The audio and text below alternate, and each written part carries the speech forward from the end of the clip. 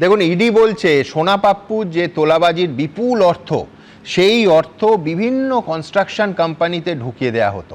ধরুন, একটা 18 কাঠার জমি 2022 সালে কেনা হয় 1,29,00,000 টাকায়, যার বাজার দর ছিল 5,42,00,000 টাকা।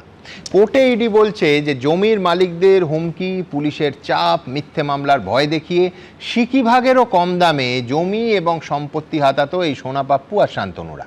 ধরুন, আরেকটা উদাহরণ দিই, 2022 বললাম, এবার 2024।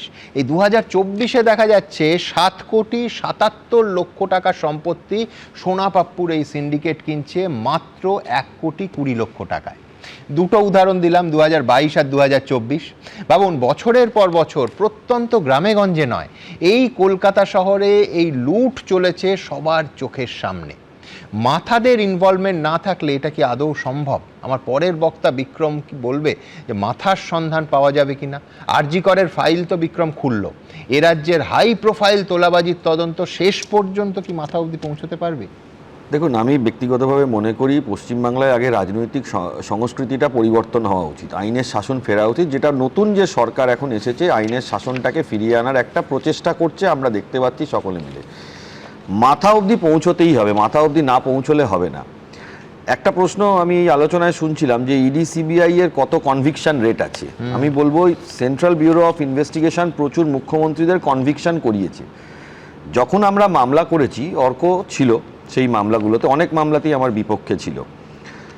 সেন্ট্রাল ব্যুরো অফ ইনভেস্টিগেশন হোক বা এনফোর্সমেন্ট ডিরেক্টরেট হোক, সেন্ট্রাল এজেন্সিগুলো যখন তদন্ত করে, সেই তদন্তের সময় তাদের কিন্তু স্টেটের ওপর অনেক কিছু ডিপেন্ড করতে হয়। যেরকম একটা জিনিস আমি বলি, স্যাংশন না নিলে তারা কিন্তু প্রসিকিউশন নিয়ে এগোতে পারে না। এবং অর্ক আদার সাইডে ছিল আমার, কটা স্যাংশন এই পশ্চিমবঙ্গ সরকার, বিগত সরকার দিয়েছে, অর্ক বলবে না। এবং সেটা নিয়ে ইডি সিবিআই কে মামলা করতে হয়েছে যে রাজ্য সরকার স্যাংশন দিচ্ছে না।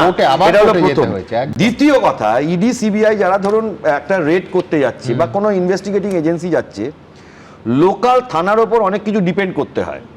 এখানে কি হয়, এই লোকাল থানাগুলোর বেশ কিছু অফিসার, আপনারা শুধু শান্তনু সিনহা বিশ্বাসের কথা বললেন, লোকাল থানাগুলোর অফিসার আগে থেকে জানিয়ে দিত যে ইডি সিবিআই আসছে, তোমরা এলাকা থেকে কেটে পড়ো। এই ঘটনা ঘটতো।